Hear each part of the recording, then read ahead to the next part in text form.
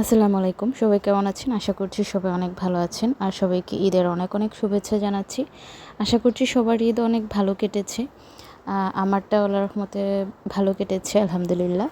তো যেহেতু ঈদের পরে আমি গ্রামের বাড়ি এসেছি। আর গ্রামের বাড়িতে আসলে কিন্তু এমনিই মন ভালো হয়ে যায়।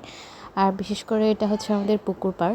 এই পুকুর পাড়ে আর ইদানিং যেহেতু অনেক বেশি গরম পড়েছে, এই পুকুর পাড়টাতে হাঁটলে খুবই ভালো লাগে। আর আমাদের বাড়িতে কিন্তু বেশ ফলের গাছ আছে, কাঠের গাছ আছে, মানে বিভিন্ন ধরনের অনেক গাছই আছে। সবগুলো তো তোলা হয় নাই। এই যে এখানে একটা দেখতে পাচ্ছেন লেবু গাছ। এখানকার লেবুগুলো খুবই ভালো খেতে, মানে অনেক মজা লাগে খেতে। আর এখন যেহেতু বর্ষাকাল চলছে, তো বাড়ির চতুর্পাশে হচ্ছে দেখছি পানি চলে আসছে।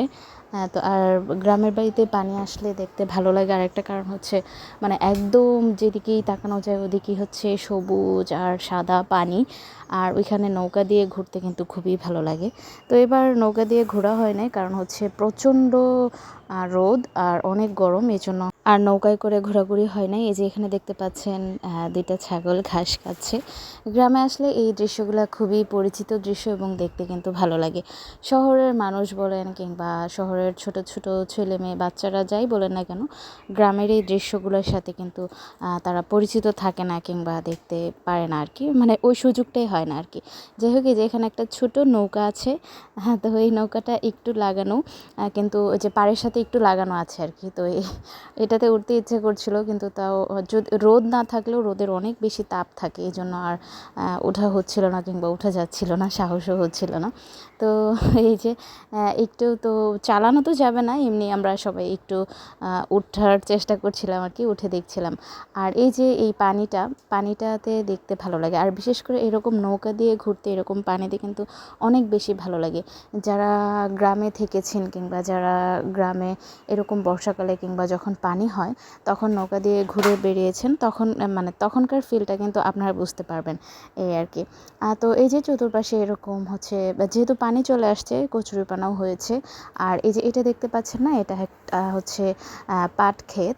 তো যদিও পাট গাছগুলো খুব বেশি বড় হয় নাই, পানি চলে আসছে, এটা মনে হয় না আর হবে।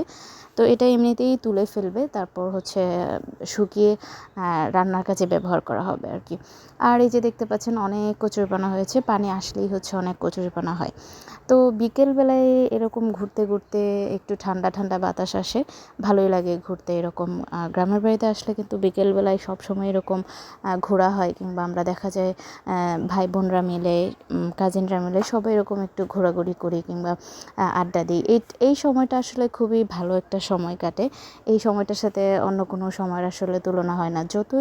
আপনি যত ভালো জায়গায় যান, শহরের যত ভালো জায়গায় যান না কেন, এই সময়টার আসলে তুলনা হয় না, কিংবা এটার সাথে মানে আমার কাছে এই সময়টা খুবই ভালো লাগে আর কি।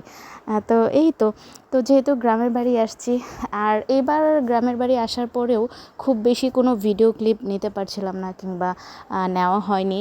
কারণ হচ্ছে এবার এত বেশি গরম, কোনো কিছুতেই মানে কোনোভাবেই ভিডিও ক্লিপ কিংবা ছবি কিছুই তুলতে পারছিলাম না।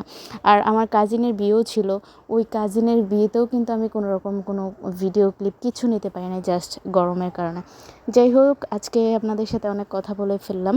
আপনারা সবাই ভালো থাকবেন আর আমার জন্য অনেক বেশি বেশি করে দোয়া করবেন। আর আপনাদের সবার ঈদ কেমন কাটলো এবং আপনারা এবার ঈদ কে কোথায় করলেন আমাকে কমেন্টে জানাবেন।